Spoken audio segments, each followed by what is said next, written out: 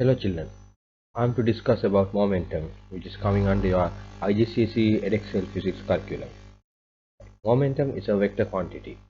Momentum is equal to mass into velocity, and I can write by symbols P is equal to mv. So I have specified some examples of finding momentum. An object moving with a 20 meters per second, which is a mass of 5 kilograms. So 5 into 20, 100 kilogram meters per second upwards. So likewise, I've specified several examples. Can you see the example number 2? It's 100 grams, so 100 has to be divided by 1000 because the SI unit of mass is kilograms. So this is a mass. The fourth example, you can see the mass of 20 grams converted divided by 1000 to convert into kilograms and multiplied by the velocity, which has given answer of 8 kilogram meters per second. So you have to know what is conservation of linear momentum, children. In an isolated system, when there is no external resultant force acting, total momentum of a system or an object remains constant, or we say it as conserved. So we usually apply the conservation of linear moment to a particular direction. So we usually have examples like collisions and explosions. For kind of examples like that, we apply conservation of linear momentum. So the total momentum of the system or the object before is equal to the total momentum afterwards. So I have done some examples related to applying conservation of linear momentum. In your IGCSE specification, what you have to know is only to apply conservation of linear momentum in one straight line or one dimension only. Right. So there's a mass of 5 kilograms moving with a velocity of 20 meters per second, colliding a mass of 10 kilograms. So after the collision, 5 kilogram moves with a velocity of v, 10 kilogram moves with a velocity of 4 meters per second. So I have applied conservation of linear momentum right side. So I've written the symbols sigma p before is equal to sigma p after, which means total momentum before is equal to total momentum after. So 5 into 20 is the initial momentum. Final momentum will be 5 into v plus 10 into 4. So when I apply that equation, I get the answer as 1.2. Second example is of a kind of a same type of sum like we did on the first sum. The third example, after the collision of 4 kilograms and 1 kilograms, they combine and move to the right side with a velocity of v. So the combined mass is 5 kilograms. So we apply the conservation momentum, then according to the workings I have shown, you can get the answer 20 meters per second. Fourth example, after the collision, one object moves to the left side, the other object moves to the right side. So if I talk about the initial momentum, it's 5 into 10, but the final momentum will be 2 into v plus 5 into minus 2. The reason we get minus 2 is because I have specified the direction right side, but the object is moving to the left side. When the direction is opposite, sign is changed. So when we apply in that way, we get the answer as 30 meters per second. Fifth example has a mass of 400 grams colliding a mass of 1 kilograms. Again children, as I told you before, you have to convert the grams to kilograms. No big deal on these sums. So when we do the sum accordingly, we get the answer as 28.57 meters per second. Hope you can see the diagram on the right side.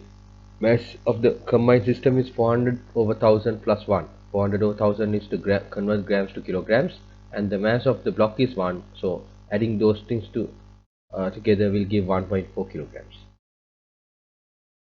Example number 6 is mass of 20 grams and 480 grams moving to the right side.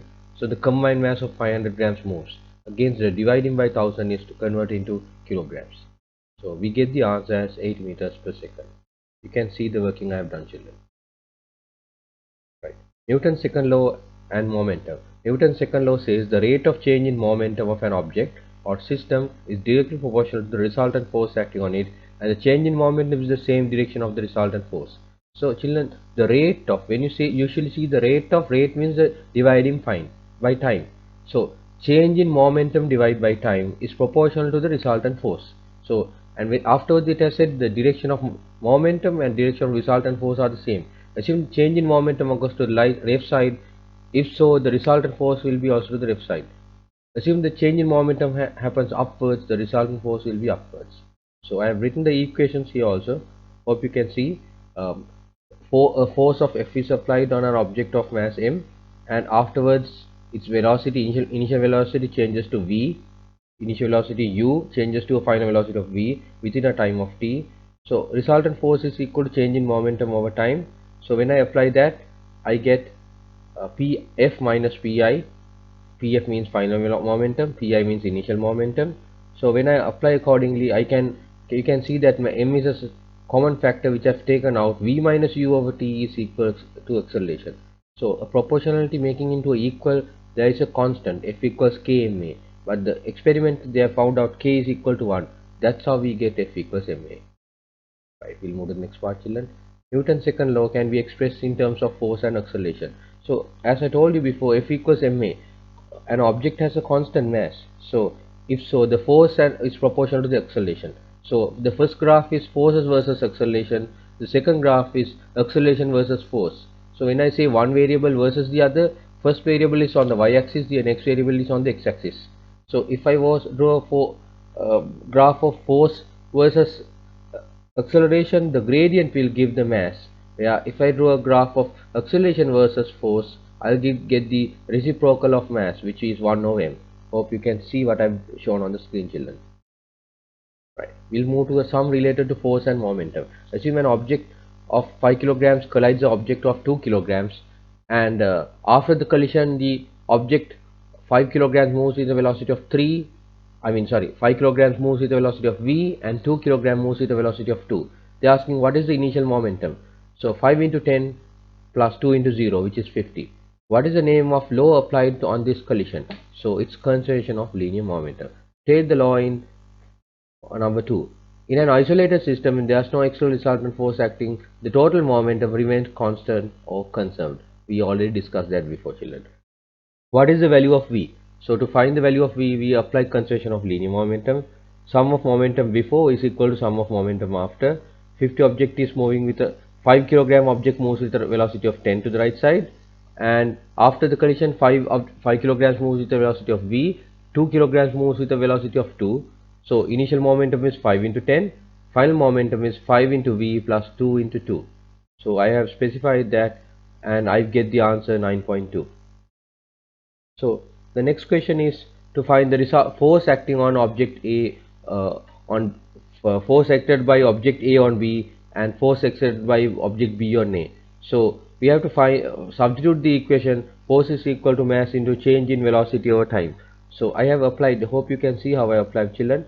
So when I apply it for object B, so I get the force as 10 newtons. When I do it for object A, it's obvious that the force has to be to the left side, but I'll specify to the right side direction as I've shown with the green color just above question number 6. Hope you can see, children.